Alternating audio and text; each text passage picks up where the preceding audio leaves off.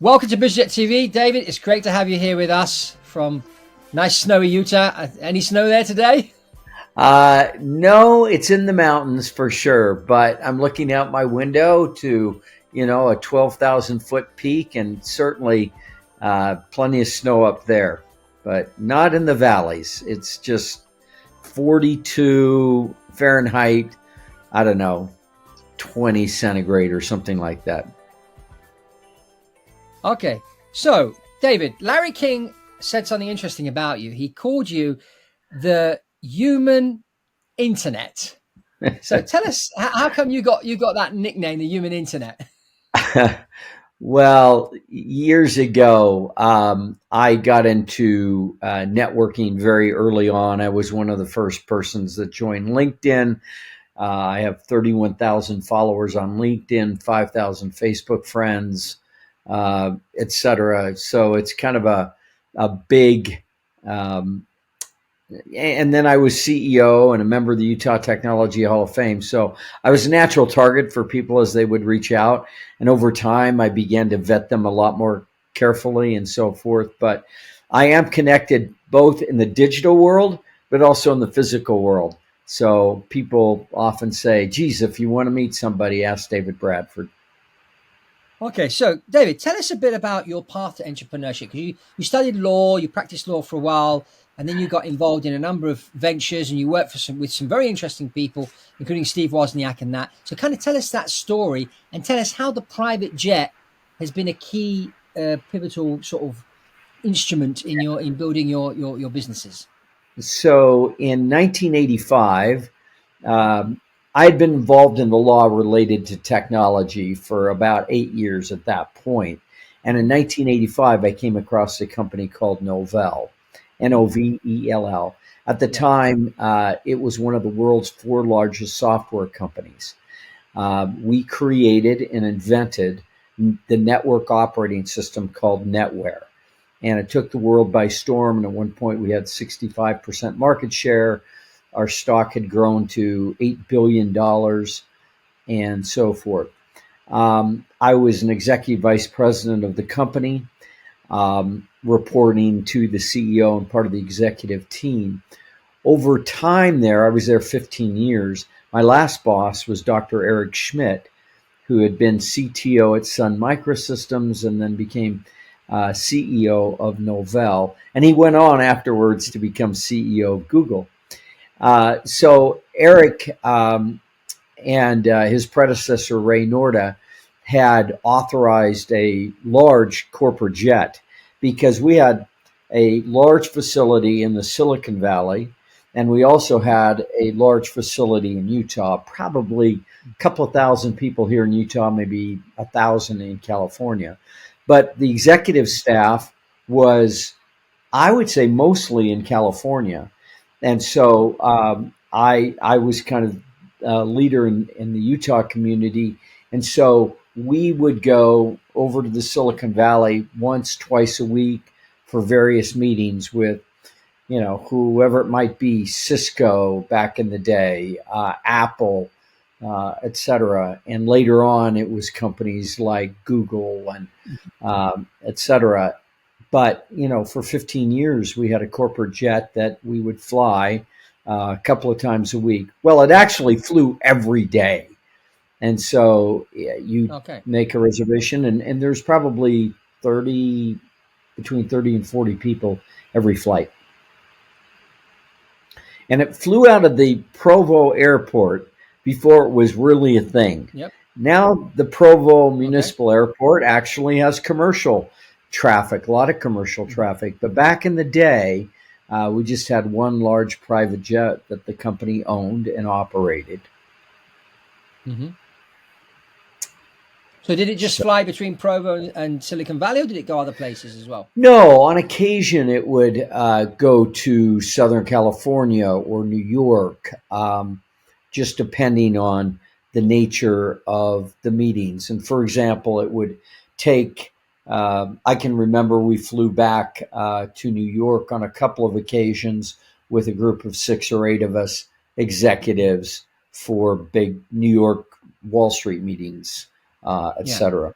But it was mostly in and out of the San Jose airport, in and out of the Provo airport, and sometimes Provo to New York, etc. Yeah, and these are all destinations that the airlines didn't do, so it's great benefit for you to be close to your meeting, jump on the plane and go. Huge benefit to have something in Provo where we didn't have to drive up to Salt Lake, which was, a 45-minute to 1 hour drive, depending on traffic. And that Yeah. was a big hassle. And then to jump on a commercial.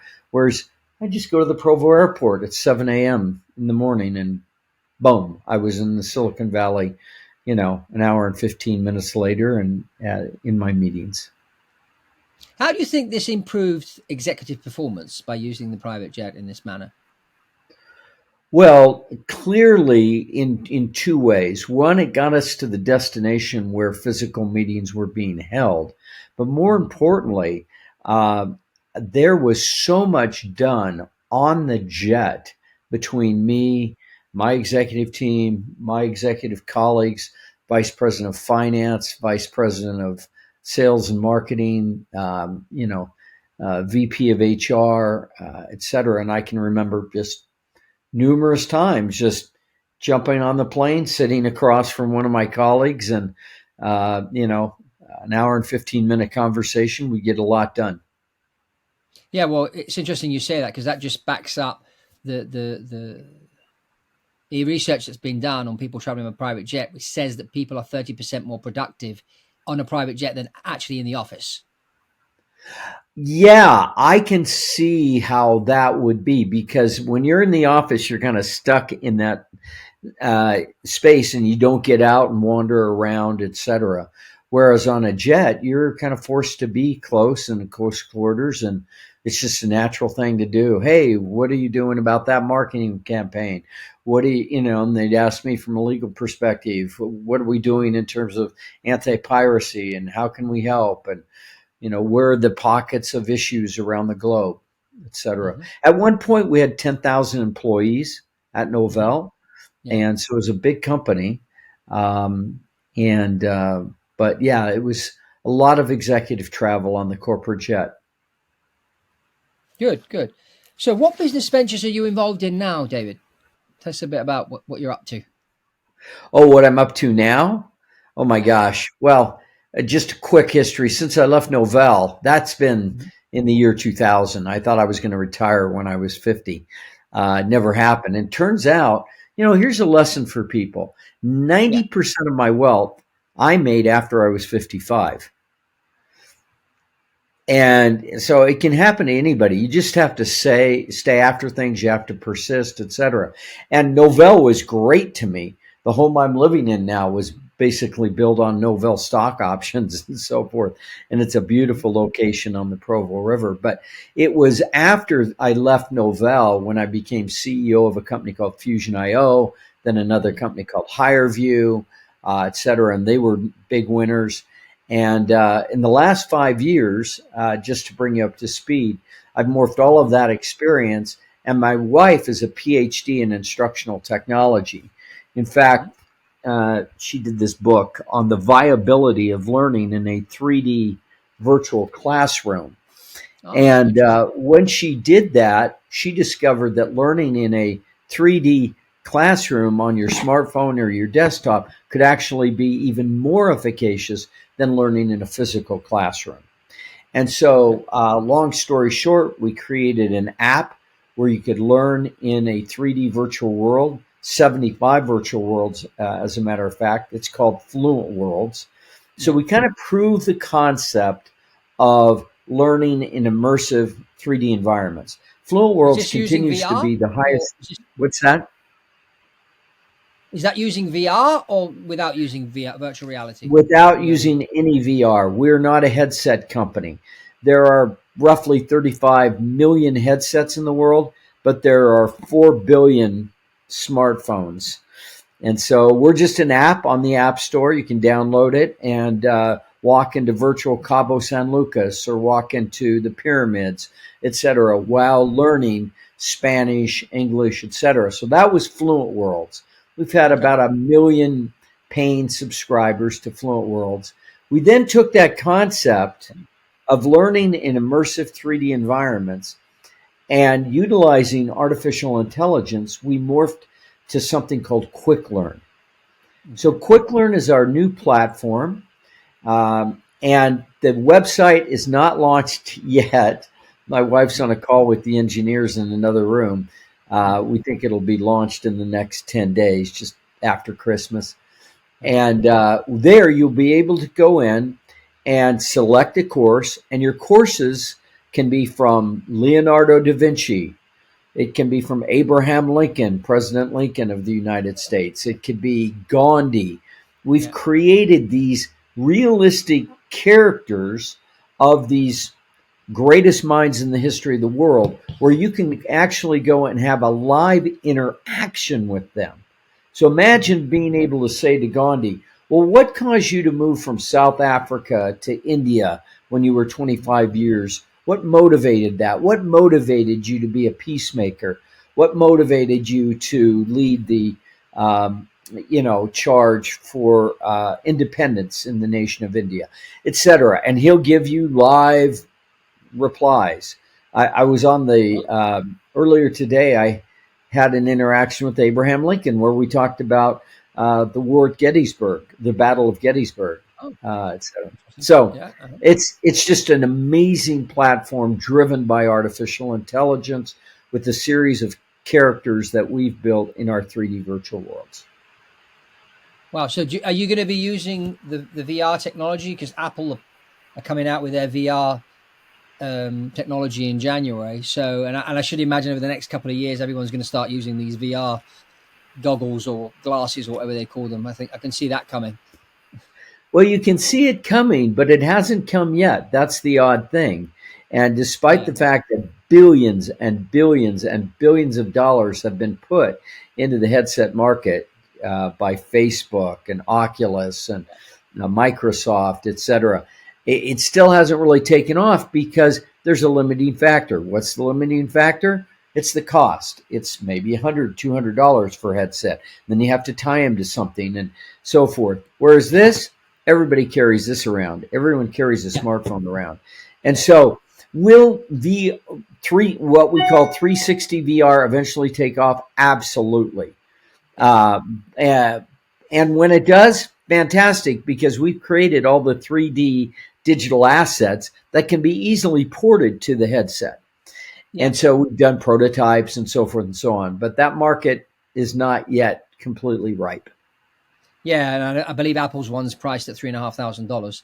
It stands alone. It doesn't need a computer. It's got a computer built in it. But not everybody has $3,500 to buy one of these things, and it's quite big. So it's not like a phone you can put in your pocket. So I think they're going to have to turn it into like a set of glasses eventually. But it's probably going to take 3 or 4 years to get there. Exactly. And they'll figure it out and they'll get there. But again, if you're like, I was talking last week to the chief technology officer for Broward County School District in Florida. They have Mm-hmm. 256,000 students. Uh-huh. Now, how are they going to put headsets on 256,000 students to, when the next COVID comes through, et cetera? Yeah. There's got to Yeah. be an easier, faster, better way. And we think it's through the smartphone and or desktop, laptops, that sort of Mm-hmm. thing at this point. Yeah. Yeah. Yeah. Of course. So, David, what advice would you give a young entrepreneur that's starting out today? Wow. Um, Persist. Number one characteristic of a successful entrepreneur who's someone that persists in the task. You got to stay after it. You got to stay after it. You're going to make mistakes, etc. The second thing I would say is to think big. Someone said to me the other Yeah. day, um, don't tell me that the sky's the limit when I see footprints on the moon. I thought that was pretty profound. Don't tell me the sky's the limit when we see footprints on the moon. And so think big. Think of changing the world. Yeah, we can scale it back and we can target, we can focus, etc. But first of all, think big.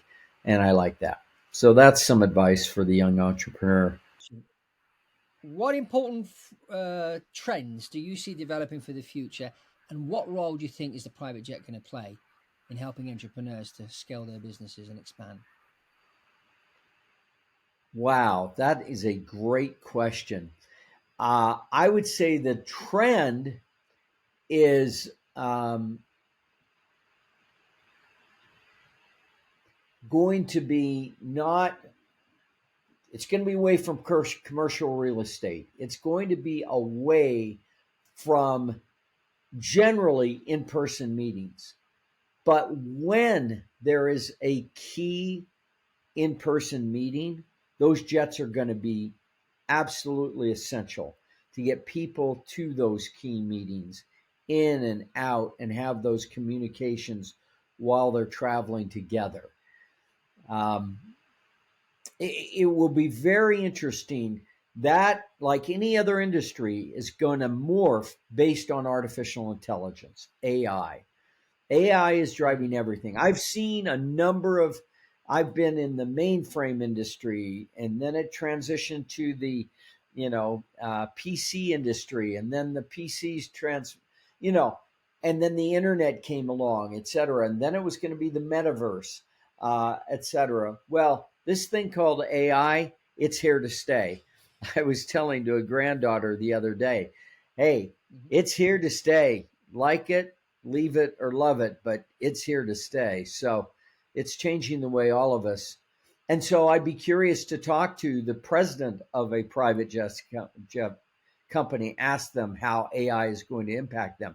Certainly, AI is going to help them reach out to everybody that is capable of paying for a private jet. But I haven't really thought about It's it already been yet. used. The AI has already been used in the design of aircraft. Now, when they design a new airplane and they build the prototype and it actually goes flying, it really does perform pretty much like it did inside the computer. And so it's allowing people to design a new airplane, fly it, test flight, and get it certified a lot quicker than we did 10, 15 years ago. Because before it was, okay, let's try this, let's go flying and see if this thing works. Well, now you can simulate so much inside the virtual world, and it's very, very close to reality. And then you just take it up in the air and then see if it does what it did inside the computer. And AI is playing an important role. The other role that AI is playing now is on the flight deck, where there's more and more talk now of the co-pilot being an AI. So you have one pilot on the flight deck and not two. Now, a lot of people are against it because they think we need two The human net beings. result of all of But that there's is it's going to already, make private jet flight more accessible, more affordable, et cetera, over time. yeah, it will do. But I mean, as I always tell people, private jets are never going to be cheap. And anybody that tries to sell you it in that way, like the low cost, we're bringing the low cost airline model to private jets, it's never going to work. Simply because the low cost airline model works because the airplanes are in the air a lot. And they're flying over 4,000 hours a year. And that's how you make money when the plane's in the air. The private jet has a whole different business model. The private jet's power lies in the fact that it's available 24/7. It doesn't necessarily have to be in the air 20 hours a day to make money. It can just be sitting at your local airport, and then suddenly you have an idea that you need to go and see John in Dallas this afternoon. You just jump in your jet and you go. And you take a few people with you, and the power to be able to spring into action at short notice. And as you were saying, being able to land at an airport which is nearby where you need to go, instead of having to go to the main airline airport and then drive an hour and a half through traffic. And by the time you get to your meeting, you're tired because you turned up to the airport 3 hours before. Then there was an hour delay. Then you got on the airplane. You flew 5 hours. Then you landed. Then you went through airport security. Then you got your bag. Then you got stuff. So by the time you get to your meeting, you've been 8, 9 hours on the road. Well, with a private jet, you just hop in straight in an hour and a half. It's done. And so that aspect is where the private jet is powerful. So it's always going to cost money, but you will reduce costs if you have a plane that only needs one pilot because the other pilot is an AI. AIs don't take a salary. They don't have health insurance. They don't go sick. They don't sue you. There's lots of advantages of having AI in the cockpit. The only thing is people saying, what happens if the pilot is incapacitated? But that problem has already been solved because Garmin have an avionics system already on board a number of aircraft where if the pilot suddenly passes out, the passenger can press a button and they land. The plane will land on its own. That's already in existence, flying today, certified and up and running. On smaller planes, of course, but it's just a matter of time, and that's where I see AI is going to sort of play a role Yeah, in that. Now, you bet. just wanted to talk a little bit about United States. As you're an entrepreneur, you're in America, and here in Europe we hear a lot of sort of bad things about America. That Americans are going against each other. There's going to be a civil war. The American dream is dead, etc., etc. But then I speak to other people, and they say no, it isn't. So what's your take on the so-called American dream? Is it still alive or is it dead? I think it's very much alive. It's very robust. Um, and if you live in around Utah, holy smokes, this place is a hotbed of startups. I think it's rated the number one state out of the 50 states in America for startups, entrepreneurship, etc. And I think it's something kind of embedded into our religion or here in this state that we can succeed, we can build despite challenges and so forth. We find a way to overcome, etc. But The pioneer spirit, you mean? That pioneer spirit that the founders of Utah were pioneers. So yeah. absolutely, my great great grandmother was in the first 156 people that arrived in the state of Utah, and she was the youngest member of that group that came in 1847. Wow. And I mean, it's riveting to understand that spirit of pioneership and so forth, and go back and read their histories. And by the way, when I think about it, Quick Learn, our new platform, is going to allow you to go back in time Uh-huh. and meet with that great great grandmother and have a live interaction. Yeah, and I think also after Amazing. COVID, more and more people are now turning to homeschool their children, and your platform Yes. is a great way to homeschool. Well, if we had time, I'd show you a video, but of one homeschool mom who says it's taken away. Quick Learn takes away all the decision fatigue that we as homeschool mothers encounter. What do Yeah, we do 8 hours a day with our kid? Well, now I can send my child off to have a session with Thomas Edison or Albert Einstein or Plato or Gandhi or, yeah, and take a painting course from Leonardo da Vinci. yeah, yeah. That's great power in that. I've got four kids. All four of my kids have been homeschooled. My oldest being 23, my youngest 16. Yeah. Beautiful. So Beautiful. yeah, and my 18-year-old, they just two of my boys, my 23 and 18-year-old, just got back from the States. They were out working for Vivint, the alarm system company. Sure. Yeah, and Know the my founder. 18-year-old was ranked number 4 in the whole country for sales. Wow. Never been to a school a day in his life. That is amazing. Yeah, Congratulations. yeah. And the homeschooling is on the rise big time across the world, and Yeah. something like your platform is just going to be loved by homeschoolers. Um, Yes. it's going to be very interesting. So going back to private jets, so are you using jets at the moment for building your business? Do you think you'll be using them soon, or you don't need to travel as much? Well, listen, we have a virtual company. We have about 15 people across the globe from India to Pakistan to the UK to Florida Hmm. to Texas. And we're small. We're a small company right now. Hmm. Uh, do we want to get big? Well, first we've got to build a great cash generating machine, Yeah, and then we can afford the private jets. We yeah, can have that ability to jump on the plane and get down to Florida or get over to Dallas and meet yeah. with our team members. Hmm. Yeah, as you were But saying, the right the now, fact that you could meet with people when you were working with Novell and you were using the Boeing business jet back and forth, and the fact that you could have those meetings on the plane and get to your meetings a lot quicker, that just it just accelerates businesses in an incredible way. right. I've had friends over the years, number of friends that have had private jets as well, and the convenience is unbelievable. David, meet me at 2 o'clock. We'll fly out of the Provo airport and we'll fly to Monterey and we'll go play some golf.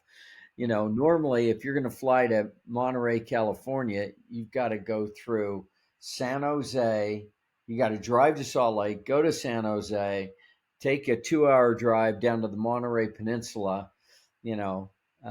But in this day and age, heck, just meet me in the airport at 2 o'clock. We're going to fly into the Monterey Airport. Done deal. Boom. We're on the links, in an hour. Yeah, and So, then back in time for dinner with the family later on. yeah, yeah, yeah. No, it's incredibly convenient. Not cheap, but incredibly convenient. Yeah, yeah. David, thank you very much for being here on BizJet TV, and I'll put links also to your company so people can go and check your technology out, which is changing the world of schooling and homeschooling and that. It'd be great to talk to Leonardo da Vinci. That'd be an interesting conversation. Thank you I'll so send much. you some links. I'll send you some links so you can do just that. Okay, thank you.